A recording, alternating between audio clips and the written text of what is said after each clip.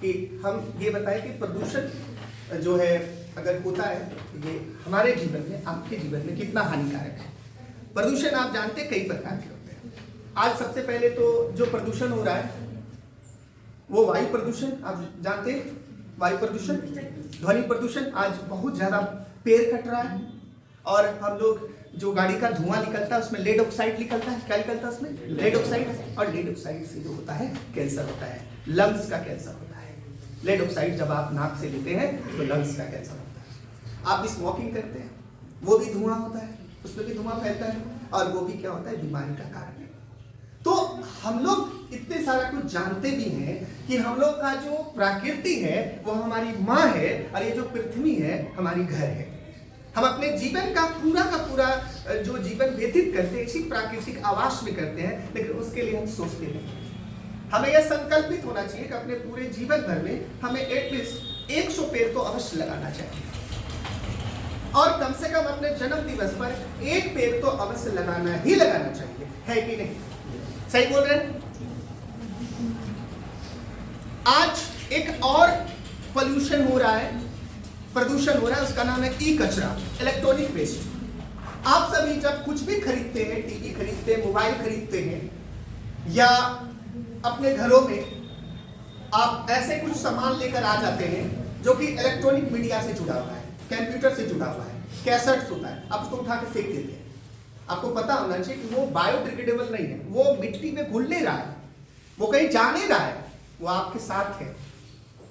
तो यदि आप वैसे चीजों को सही जगह पे ना रखेंगे तो आपका जो मिट्टी है, आपका जो फसल है, उसके साथ जो सामंजस्य वो तो खराब हो जाएगा ना। हम अगर मिट्टी को उर्वरता बना के ना रखें तो क्या फसल अच्छी होगी? नहीं होगी, सभी लोग मर जाएंगे। समझ में आ रहा है बात?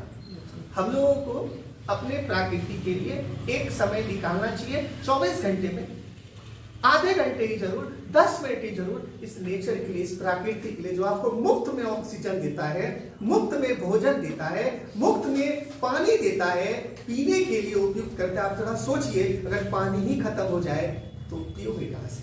ऑक्सीजन ही खत्म हो जाए तो जियोगे कहां से?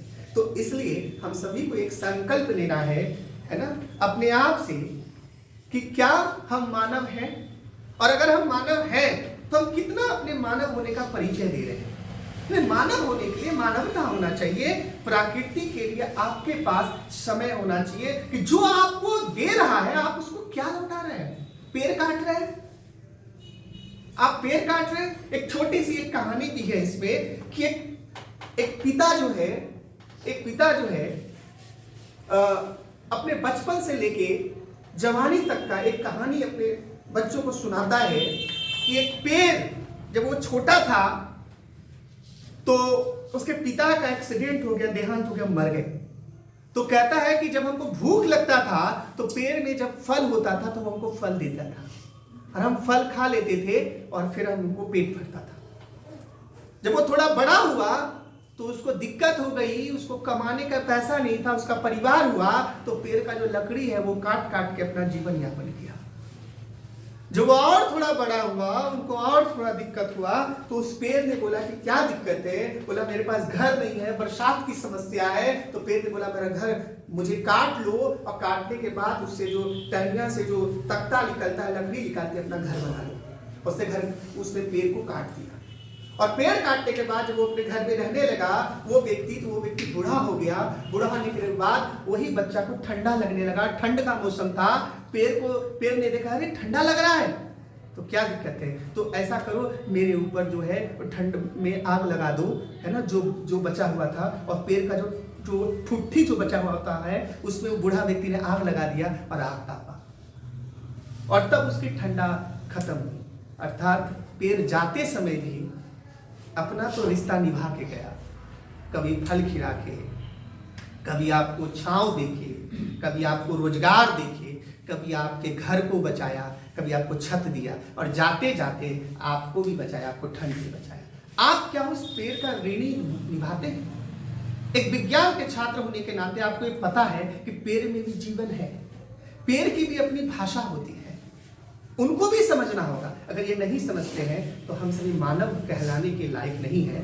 और हमको ऐसा लगता है कि हम सभी को कि हम सभी विवेकी हैं, विवेकशील हैं, हमें उतनी तो विवेक है कि हम ये समझ पाए कि हम अपने समाज के लिए, अपने देश के लिए और उससे सबसे ऊपर इस प्रकृति के लिए एक संकल्प लेकर आगे बढ़े कि प्रतिदिन आधे घंटे ही जरूर अपने पेड़ या किसी का पेड़ नहीं, पेड़ तो प्रकृति का है, जहां भी पेड़ मिले उस पर पानी जरूर दें, एक पेड़ अपने जन्म दिवस पर जरूर लगाएं।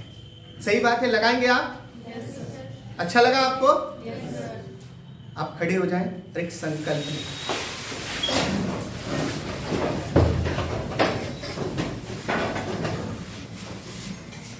मैं यह संकल्प लेता हूँ कि अपने जीवन में जरूर प्रकृति का मित्र बनूंगा और हमेशा अपने प्रकृति को बचाऊंगा और प्रकृति के समृद्धि, विकास और वृद्धि पर अपना ध्यान